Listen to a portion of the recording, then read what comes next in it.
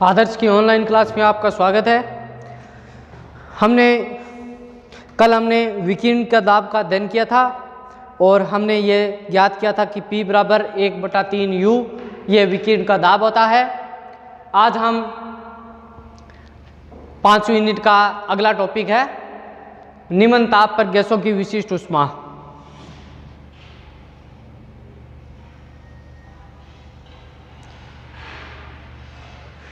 देखिए, अणुगति सिद्धांत हमने कक्षा 11 में पढ़ा था। कक्षा 11 में अणुगति सिद्धांत का हमने गतिक मॉडल भी पढ़ा था। इस कक्षा में भी अणुगति सिद्धांत का गतिक मॉडल हम पढ़ेंगे।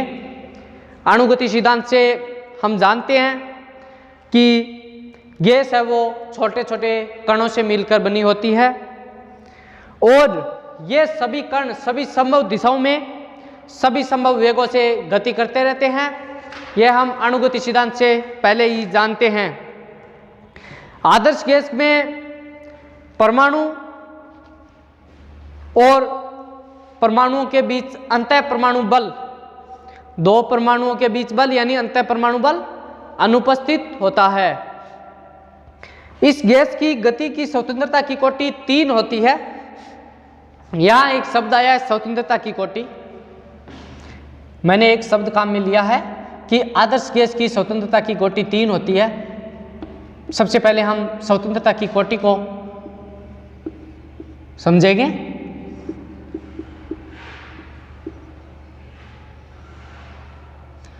कोई भी गैस जितनी संभव दिशाओं में गति कर सकती है वही संख्या उस गैस की स्वतंत्रता की कोटि कहलाती है। आदर्श gas x x, y x और जेड एक्स तीनों दिशाओं में जा सकती है। कोई भी आदर्श गैस या कोई भी गैस, कोई भी मुक्त कण जितनी संभव दिशाओं में जा सकता है वही उसकी स्वतंत्रता की कोटि कहलाती है। आदर्श गैस 3 संभव दिशाओं में जा सकती है, इसलिए आदर्श गैस की स्वतंत्रता की कोटि होती है 3।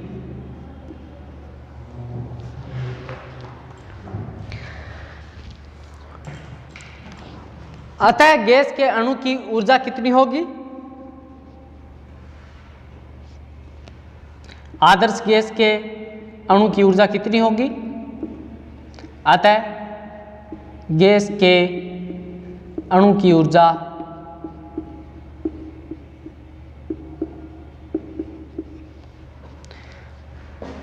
U बराबर होगा 3 × 1/2 kT।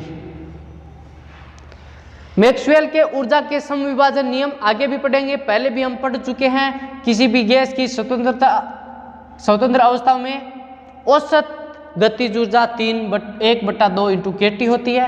इंटू 3 यानी 3 उसकी स्वतंत्रता की कोटि है। कुल ऊर्जा किसी गैस की होती है U बराबर n यानी उसकी संख्या, स्वतंत्रता की कोटि 3 × 1/2 kT। 1 ग्राम मोल गैस की ऊर्जा कितनी होगी?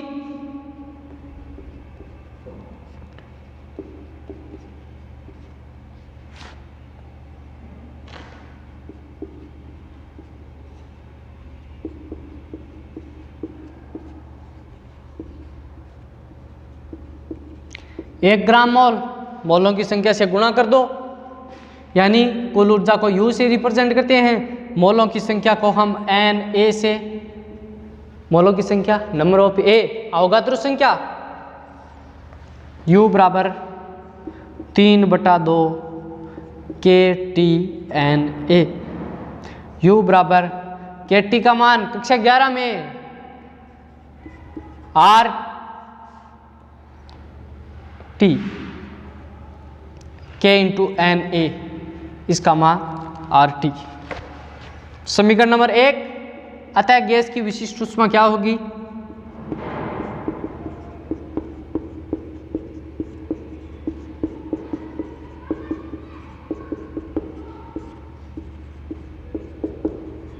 विशिष्ट ऊष्मा को हम Cv से रिप्रेजेंट करते हैं। Cv बराबर du/dr dt, तो Cv बराबर 3/2 R। समीकरण नंबर 2, अर्थात गैस की विशिष्ट ऊष्मा ताप पर निर्भर नहीं करती है। यह क्या है? विशिष्ट ऊष्मा, इसमें T नहीं है, अतः गैस की विशिष्ट ऊष्मा ताप पर निर्भर नहीं करती है।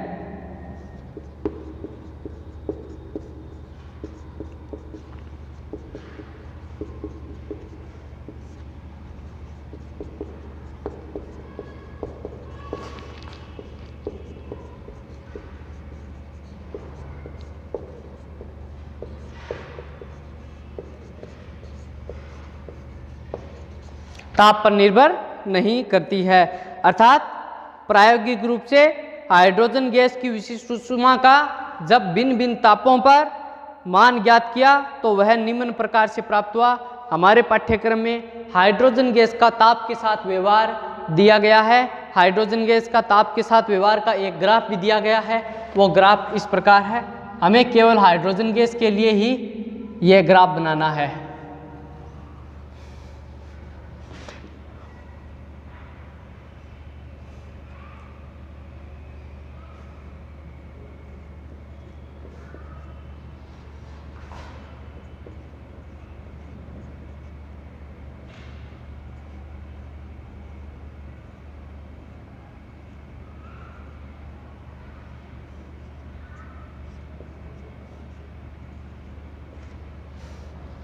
वह एक्स एक्सिस पर तापमान लिया गया है और वाई एक्सिस पर विशिष्ट ऊष्मा ली गई है।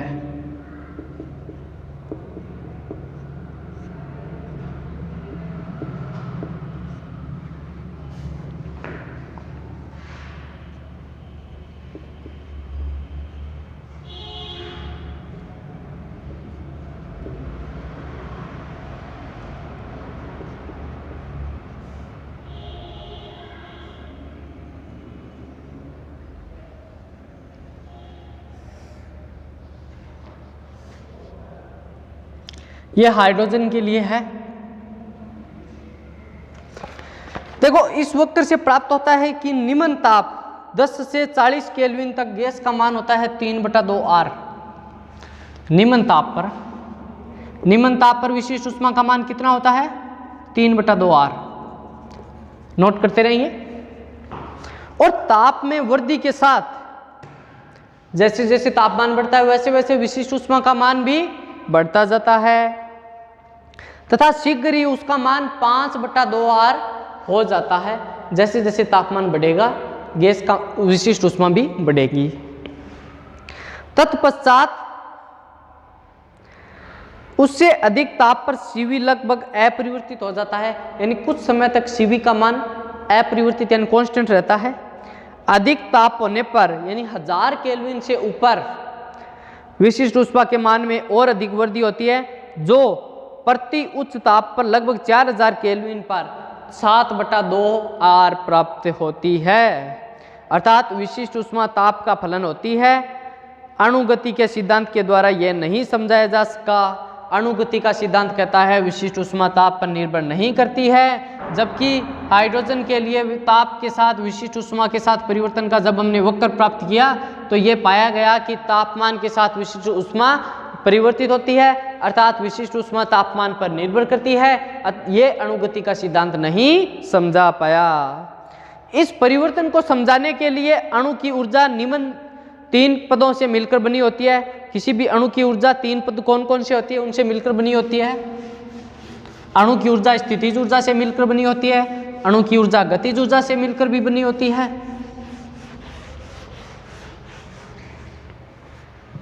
और अणु की ऊर्जा किससे मिलकर बनी होती है? 3 पदों से।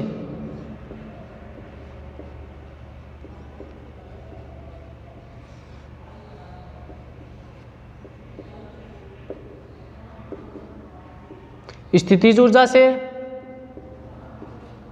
2 नंबर घूर्णन ऊर्जा से,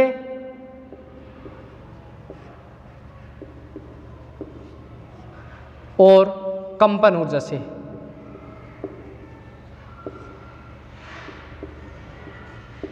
ये अणु की ऊर्जा तीनों ऊर्जाओं से मिलकर बनी हुई मानी जाती है। अणुगति सिद्धांत में केवल प्रथम प्रकार की ऊर्जा को मानी गई और इसी के आधार पर गणना की गई। एक परमाणुक गैसों के लिए ये मान्य है। अणुगति सिद्धांत ये कहता है कि किसी गैस के अणु की कुल ऊर्जा यदि और केवल यदि स्थितिज ऊर्जा से मिलकर बनी होती है, जबकि एक परमाणुक गैसों के लिए ये मान्य है, ये सत्य है। एक परमाणुक गैसें जैसे आर्गन, नियोन, कार्बन, नाइट्रोजन, एक परमाणुक गैसों के लिए ये मान्य है। लेकिन द्विपरमाणुक या बहुपरमाणुक गैसों के लिए ये मान्य नहीं है। द्विपरमाणुक और बहुपरमाणुक गैसों में कुल ऊर्जा, उच्च ताप पर घूर्णन तथा कंपन विधाओं का भी योगदान होता है। घूर्णन की 2 या 3 स्वतंत्रता की कोटियां होती है, जबकि कंपन की 2। घूर्णन ऊर्जा की स्वतंत्रता की कोटियां या तो 2 हो सकती है या 3 हो सकती है, और कंपन ऊर्जा की स्वतंत्रता की कोटि हमेशा 3 होती है। हाइड्रोजन अणु ये 60 केल्विन के ताप पर घूर्णन करने लग जाता है। जैसे ही जो ही हाइड्रोजन के अणु का, हाइड्रोजन गैस का तापमान बढ़ाया जाता है, 60 केल्विन तापमान पर हाइड्रोजन गैस है ये घूर्णन करने लग जाती है। इसीलिए इस ताप के आसपास उसकी CV के मान में वृद्धि पाई गई और 200 केल्विन तापमान पर सभी अणु घूर्णन विधा में उपस्थित होते हैं। अतः इस ताप की कोटि पर CV का मान लगभग 3/2 R पाया जाता है। और 800 केल्विन से 900 केल्विन तापमान के बीच में लगभग नियत रहता है। इस ताप से अधिक ताप पर अणु कंपन भी करने लगते हैं, अतः कुल ऊर्जा में कंपन ऊर्जा का भी योगदान बढ़ता है। पुनः CV के मान में वृद्धि होती है। अति उच्च ताप पर लगभग सभी अणु कंपन करने लग जाते हैं और CV का मान 7/2 R की कोटि का प्राप्त होता है। यह है विशिष्ट ऊष्मा का ताप के साथ परिवर्तन या निम्न ताप पर विशिष्ट ऊष्मा। इस प्रकार ये 5 यूनिट समाप्त हो गई है। इसके बाद हम अगली यूनिट, पहली यूनिट शुरू करेंगे।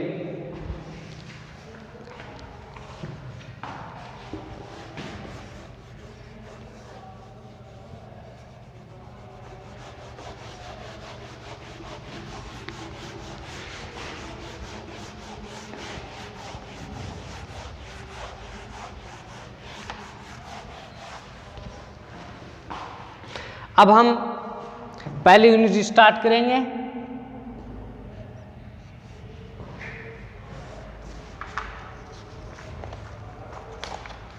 हमारे पाठ्यक्रम की 3 यूनिट हमने कर ली है।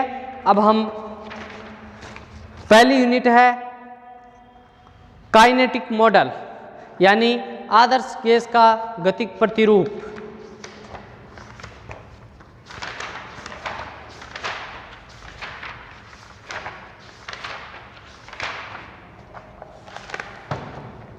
पहले यूनिट का पहला टॉपिक है पदार्थ का गतिक रूप।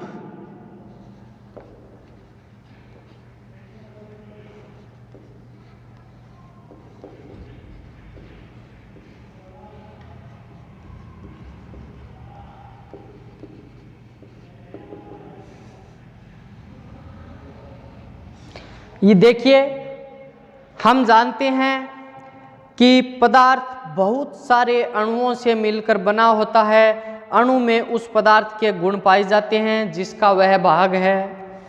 पदार्थ के भीतर अणु विराम अवस्था और स्थिर अवस्था में या स्थिर अवस्था में नहीं रहते हैं, बल्कि सभी संभव दिशाओं में लगातार गति करते रहते हैं। अणु एक दूसरे पर आकर्षण बल लगाते हैं, जिसका परिमाण अणुओं के बीच दूरी बढ़ने के साथ तेजी से कम होता जाता है। जैसे ये एक अणु है,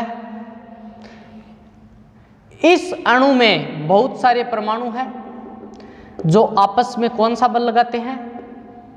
आकर्षण बल लगाते हैं। ये आकर्षण बल दूरी के साथ क्या होता जाता है? कम। दूरी बढ़ती है तो आकर्षण बल कम होता है। दूरी के साथ आकर्षण बल का मान कम होता है। जैसे इन दो अणुओं के बीच की में पहले इतनी दूरी है, उसके बाद दूरी बढ़ गई तो आकर्षण बल का मान क्या हो जाएगा? कम हो जाएगा। गति करने वाले अणुओं की ऊर्जा ही ऊष्मीय ऊर्जा होती है, अर्थात किसी वस्तु को ऊष्मा देने पर उसके अणुओं की गतिज ऊर्जा में वृद्धि होती है। जैसे ये पदार्थ है, इस पदार्थ को जो ही हम ऊर्जा देंगे तो इस पदार्थ के अणु हैं वो ऐसे गति करने लग जाएंगे पदार्थ के अंदर ही अंदर। हमने पानी को गर्म होते हुए देखा है, जो ही पानी गर्म होता है पानी के भीतर जो ही हम देखते हैं पानी की बर्तन की सतह से अणु ऐसे गति करते हुए गोलाकार दिखाई देते हैं और कुछ अणु हमें नीचे से ऊपर की ओर आते हुए भी दिखाई देते हैं। यानी पदार्थ के अणुओं में ये कौन सी ऊर्जा है? ऊष्मीय ऊर्जा है। अणुओं के मध्य आकर्षण बल उनके बीच की दूरी पर निर्भर करता है। अणुओं के बीच की दूरी के आधार पर पदार्थ सामान्यतया 3 अवस्थाओं में पाया जाता है। इन अणुओं के बीच की दूरी है, इनके आधार पर पदार्थ सामान्यतया 3 अवस्थाओं में पाया जाता है। पदार्थ में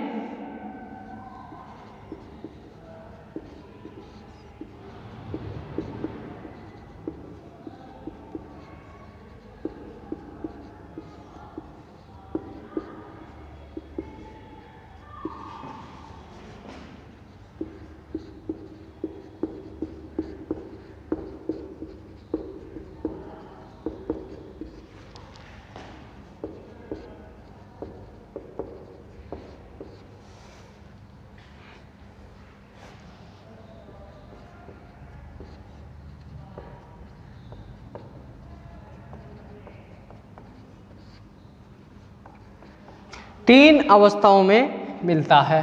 3 अवस्थाएं कौन कौन सी है इनका हम अलग अलग से वर्णन करेंगे। कौन कौन सी अवस्था है? पहली अवस्था है ठोस अवस्था।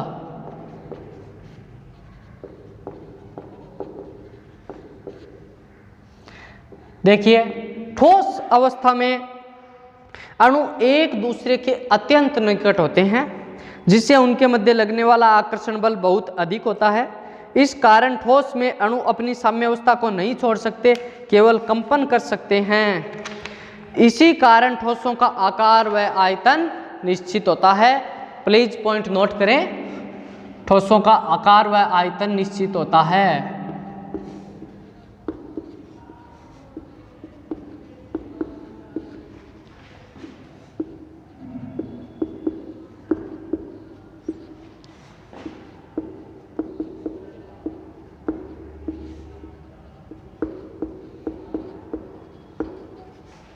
देखिए अगली अवस्था है द्रव्य अवस्था।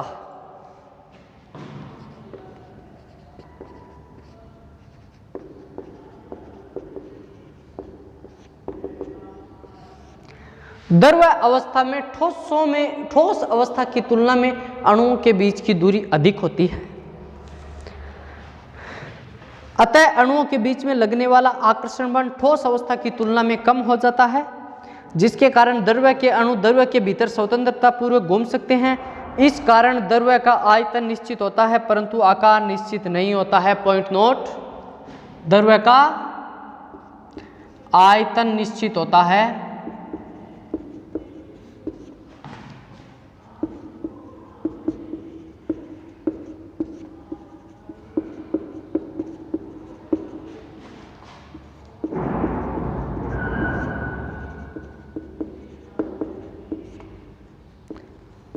द्रव्य का आयतन निश्चित होता है परंतु आकार नहीं। द्रव्य को जिस पात्र में डाला जाता है वह उसी का आकार ग्रहण कर लेता है। अगर हमने पानी को जग में डाला है तो वह जग का आयतन ग्रहण कर लेगा, अगर हमने पानी को गिलास में डाला है तो वह गिलास का आकार ग्रहण कर लेगा। अतः द्रव्य का आकार निश्चित नहीं होता है, लेकिन द्रव्य का आयतन निश्चित होता है। अगर हमारे पास पानी 2 लीटर है तो पानी 2 लीटर ही रहेगा। अगली अवस्था है गैसीय अवस्था।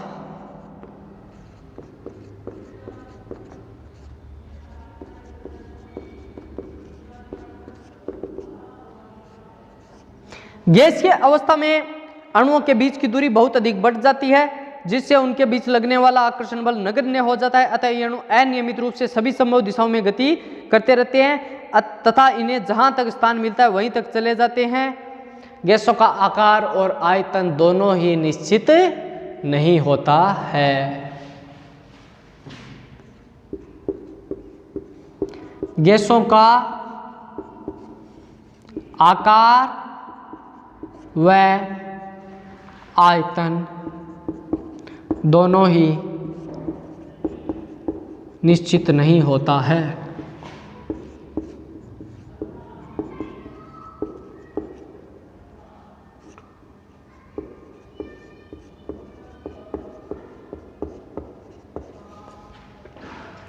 आगे देखिए, आदर्श गैस का गतिक प्रतिरूप। अगला टॉपिक है आदर्श गैस का गतिक प्रतिरूप।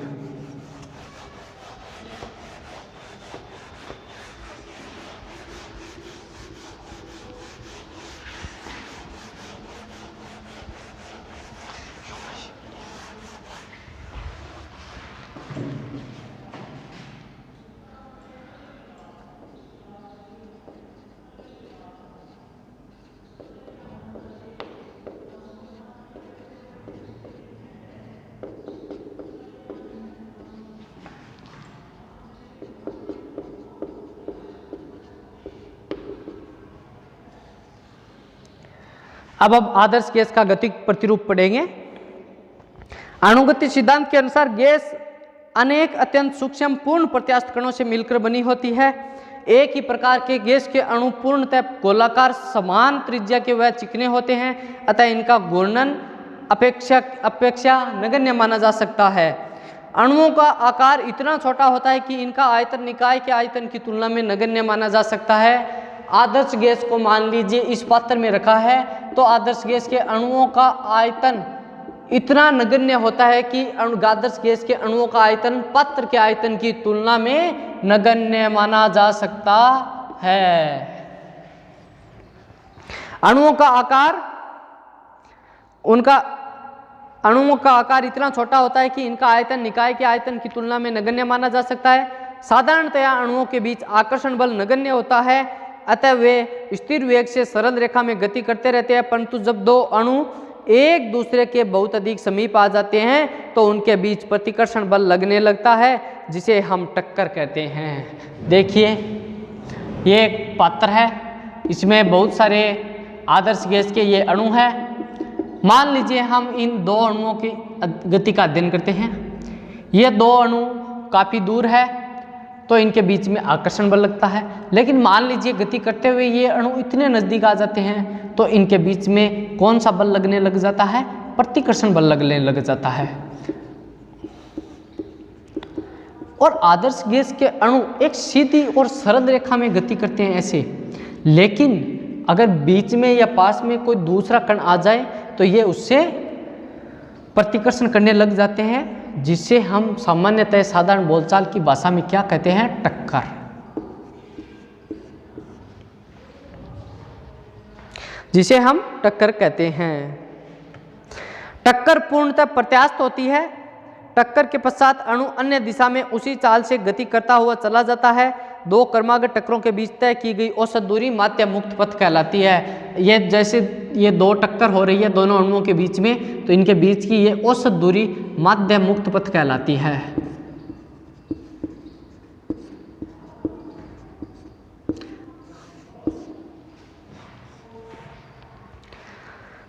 चूंकि टक्कर पूर्णतः प्रत्यास्थ है, अतः टकराने पर भी उनकी गतिज ऊर्जा अपरिवर्तित रहती है। मैंने बार बार 2 या 3 बार कम से कम नाम ले लिया है। टक्कर पूर्णतः प्रत्यास्थ होती है, टक्कर पूर्णतः प्रत्यास्थ होती है। पूर्णतः प्रत्यास्थ क्या है? टक्कर पूर्णतः आदर्श गैस के में अणुओं के बीच में टक्कर पूर्णतः प्रत्यास्थ होती है।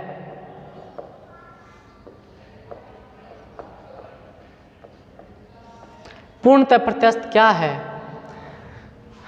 टक्कर 2 प्रकार की होती है, पहली प्रत्यास्थ टक्कर और दूसरी अप्रत्यास्थ टक्कर। दूसरी टक्कर का नाम है अप्रत्यास्थ टक्कर।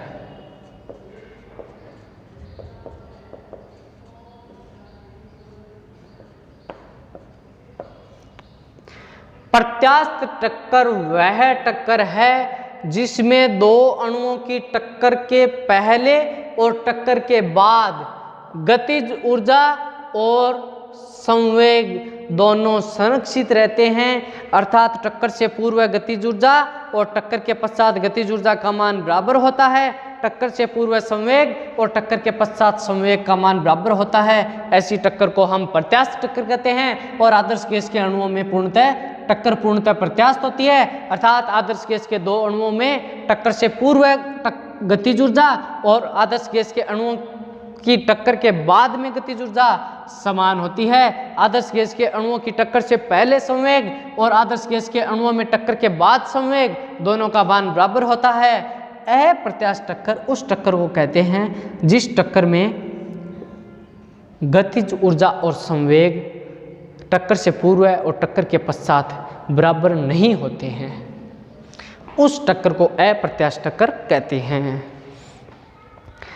और ये टक्कर कौन सी पूर्णतः प्रत्यास्थ टक्कर तात्क्षणिक होती है, अर्थात टक्कर के दौरान लगा समय दो टक्करों के बीच लगे समय की तुलना में नगण्य होते हैं। आदर्श गैस में सामान्यतः अंतः परमाणु या अणु अनुपस्थित होते हैं। अंतः परमाणु बल अर्थात उसकी स्थितिज ऊर्जा शून्य होती है। आदर्श गैस के बीच में अणुओं में अंतः परमाणु बल अनुपस्थित होते हैं। अंतः परमाणु बल आदर्श गैस में अंतः परमाणु बल अनुपस्थित होते हैं।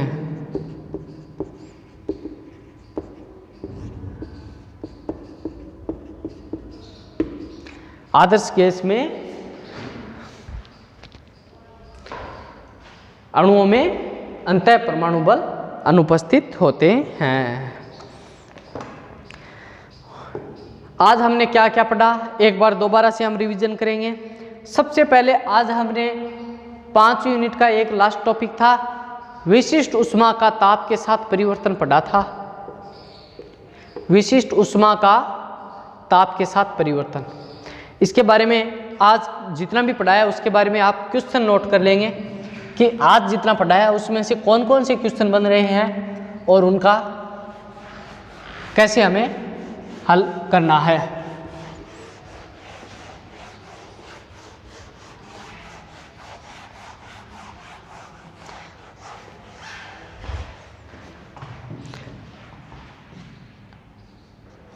पहला प्रश्न था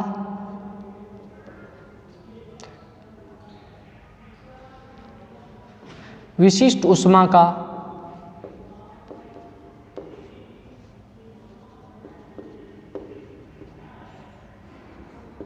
ताप के साथ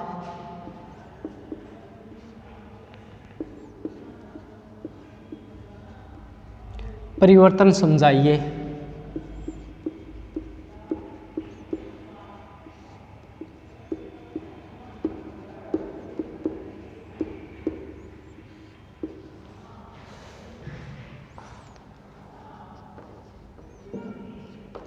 दूसरा पढ़ा था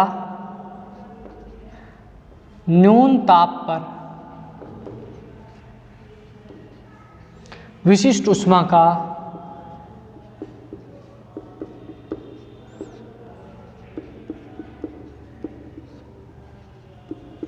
व्यवहार समझाइए।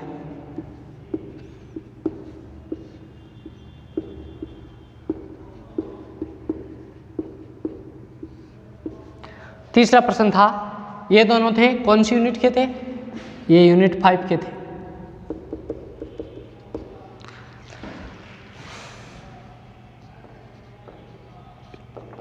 तीसरा प्रश्न था पदार्थ का गतिक प्रतिरूप काइनेटिक मॉडल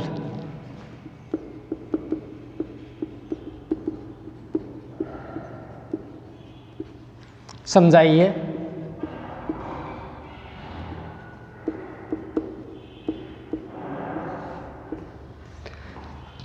चौथा प्रश्न था आदर्श गैस का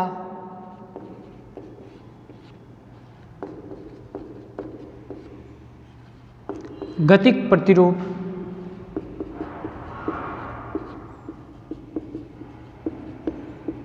समझाइए।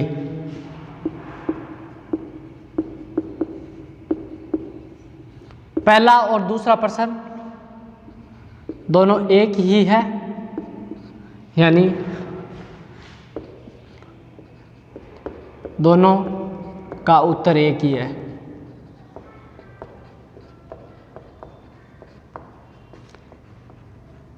जो हमने ऐसे ग्राफ बना के विशिष्ट ऊष्मा का ताप के साथ परिवर्तन का अध्ययन किया था, वही न्यून ताप पर विशिष्ट ऊष्मा का व्यवहार का है। यानी पहले दोनों प्रश्नों का उत्तर एक ही है। प्यारे विद्यार्थियों, आज के लिए इतना ही पर्याप्त है। सभी विद्यार्थियों को यही संदेश है कि अपनी पढ़ाई को निरंतर रखें तथा साथ साथ में नोट्स बनाते हुए रखें। जिस भी विद्यार्थी को किसी भी टॉपिक पर किसी भी प्रकार का डाउट या किसी भी प्रकार को कुछ भी न्यूमेरिकल से संबंधित या जो लेसन पढ़ाया गया है या जिससे भी टॉपिक से संबंधित कुछ भी पूछना हो तो परामर्श के लिए आप विद्यालय में आकर के, पुरानी बिल्डिंग है उसमें आकर के आप बिल्कुल पूछ सकते हैं और अपनी समस्या का समाधान कर सकते हैं। लेकिन आने से पहले ये सूचना लेकर आए, पहले ये सूचना करके पता कर लें कि विद्यालय में सर है या नहीं।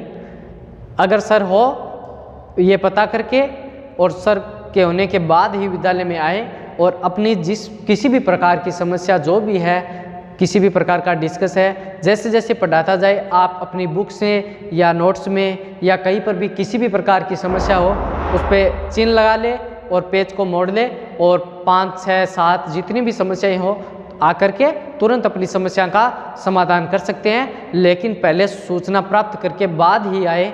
सभी विद्यार्थियों को अध्ययन जारी रखें और सभी विद्यार्थियों को बहुत बहुत धन्यवाद। आप अच्छे से पढ़ें, यही हमारी शुभकामनाएं हैं। सभी विद्यार्थियों को बहुत बहुत धन्यवाद।